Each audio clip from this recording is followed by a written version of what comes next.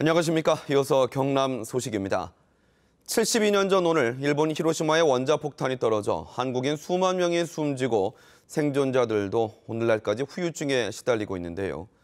이들의 넋을 기리고 참상을 기억하기 위한 원폭 자료관이 국내에서 처음으로 합천에 문을 열었습니다. 차주화 기자가 다녀왔습니다. 불에 탄 전신주가 꺾여 있고 건물은 곳곳이 깨지고 무너졌습니다. 72년 전 오늘 일본 히로시마에 원자폭탄이 투하된 현장을 재현한 전시장입니다.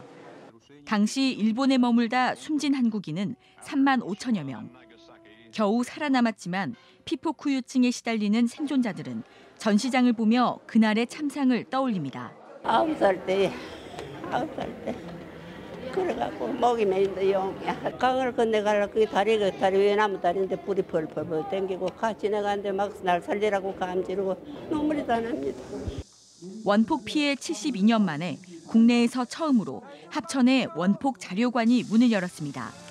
당시 참상을 기록한 영상과 사진, 원폭 피해자들의 생생한 증언록과 일본에서 사용한 유품 등이 전시되고 그동안 흩어져 있던 피해자 실태조사서와 구술록 등 2만여 점의 자료를 보관하고 있습니다.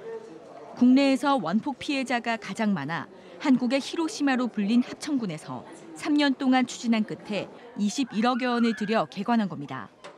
피해에 대한 참상을 이 세상에 널리 알리고 또 앞으로 그러한 비핵화를 통해서 이런 참상이 있어서는 안 되겠다 하는 국민들의 산교육장을 만들고자 72년 동안 제대로 된 피해 실태 조사와 지원을 받지 못했던 원폭 피해자들은 자료관 개관으로 그동안의 서름을 조금이나마 씻어내립니다. 이제 국가가 국민을 책임까지 보이고 지금까지 국민을 소외되고 그대로 버려다 뒀습니다. 조그만 자료관이지만도 아주 세계에서 최고 의미가 있는 이런 큰 자료관으로 저는 생각하고 있습니다. 국내에 생존한 원폭 피해 1세는 2,500여 명. 2세와 3세로까지 이어지고 있는 원폭의 고통을 기억하려는 발걸음이 시작됐습니다. KBS 뉴스 차주화입니다. 2018 평창 동계올림픽이 6개월 앞으로 다가왔습니다. 동계 스포츠의 불모지라 불리는 경남에서 미래 올림픽 메달리스트를 꿈꾸는 빙상계 유망주들을 만나봤습니다. 이정하 기자입니다. 새하얀 얼음판 위. 호루라기 소리와 함께 아이스하키 훈련이 시작됩니다. 초등학생이 주축이 된 아이스하키 유소년팀 창원 데블스. 스케이트를 신고 스틱을 동시에 다뤄야 하는 아이스하키는 균형과 순발력, 빠른 판단력까지 필요한 종목입니다. 하키는 함께하는 운동이어서 협동력도 키우고 그럴 수 있어서 좋아요.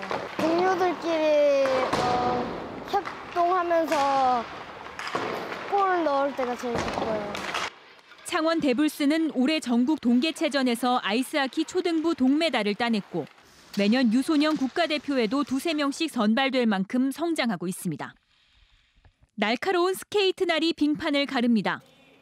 속도로 승부하는 쇼트트랙에서는 코너링이 핵심입니다. 코너 돌 때 왼발을 더 낮추려고 하는 그것을 연습하고 있어요. 오른발은 누구나 잘 탈 수 있기 때문에 왼발을 더 잘해야 스케이트를 잘 탈 수 있어요. 어린 선수들은 전용 연습장도 없는 열악한 환경에서 꾸준히 실력을 키워가고 있습니다.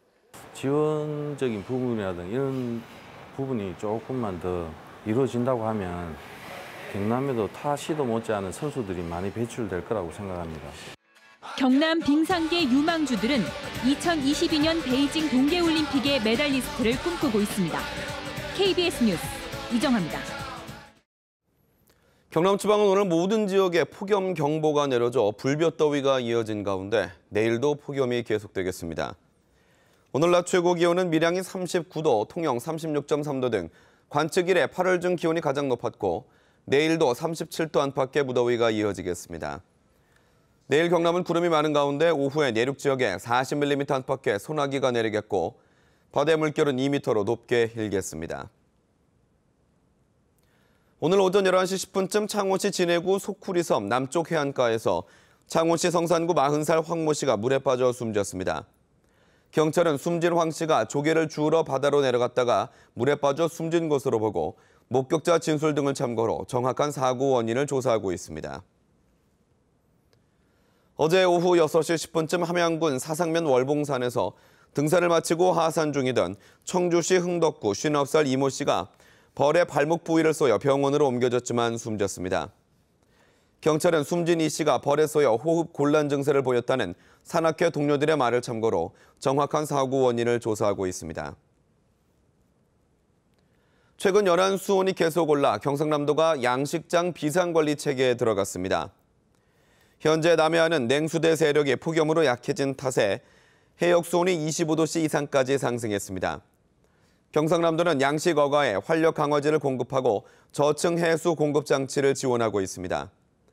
지난해 경남에서는 고수온으로 213개 양식장에서 물고기 등 700여만 마리가 폐사해 90억 원의 피해를 했습니다. 경남 소식이었습니다.